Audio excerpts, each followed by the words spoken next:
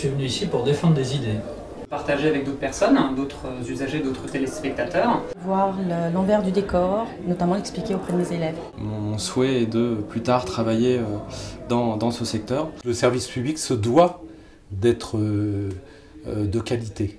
Et je pense à la télévision de demain, à mon petit-fils. Alors la mission de ce conseil consultatif des programmes, c'est d'aller à la rencontre de nos téléspectateurs, d'aller les écouter sur nos programmes, les contenus qu'ils regardent sur nos antennes, sur nos plateformes numériques. C'est important dans ce moment où on voit que le pays peut être un peu divisé, d'aller réinterroger directement les gens pour lesquels on travaille sur ce qu'ils attendent de leur télévision publique, quelles sont leurs satisfactions, leurs insatisfactions, comment ils se projettent dans l'avenir. Cette année, nous avons 28 membres qui composent le conseil consultatif des programmes. Ils sont sélectionnés après appel à candidature auprès des membres du club des téléspectateurs de France Télévisions. C'est aujourd'hui la 8e saison que nous clôturons en ce mois de juin.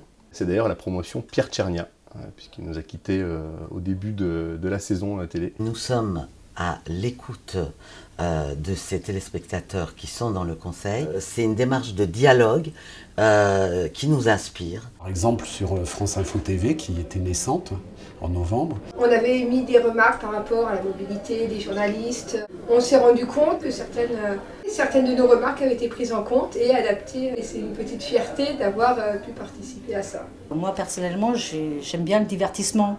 Donc quand il a fallu proposer des idées ou des concepts, une émission, un jeu ou un spectacle de variété. On a pris beaucoup de plaisir à essayer de créer ce qui n'est pas évident. Le but, c'est pas de cibler une catégorie de personnes, c'est de plaire au plus grand nombre et de proposer des programmes intéressants. À chaque réunion, il y a de nouveaux animateurs qui viennent déjeuner avec nous. Moi, j'ai déjeuné personnellement avec Caroline Roux la première fois. Et là, pareil, Agathe nous a expliqué pour les maternelles. Donc c'est un échange perpétuel. Donc entre eux, on leur apporte et ils nous rapportent. Et d'enrichissement à tous les points de vue, culturel, en termes d'éducation, puisque ce qu'on attend d'un service public, c'est que ça nous fasse grandir. Voilà, ça nous apporte quelque chose et pas uniquement du temps de cerveau disponible.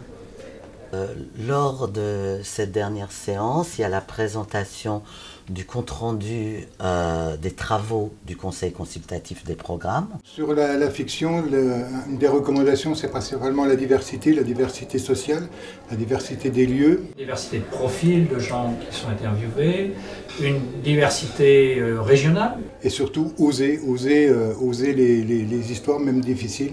L'information également, la politique aussi. Proposer des programmes ambitieux. La proximité avec les gens et l'interactivité ont été vraiment mises en avant, quel que soit d'ailleurs le domaine étudié.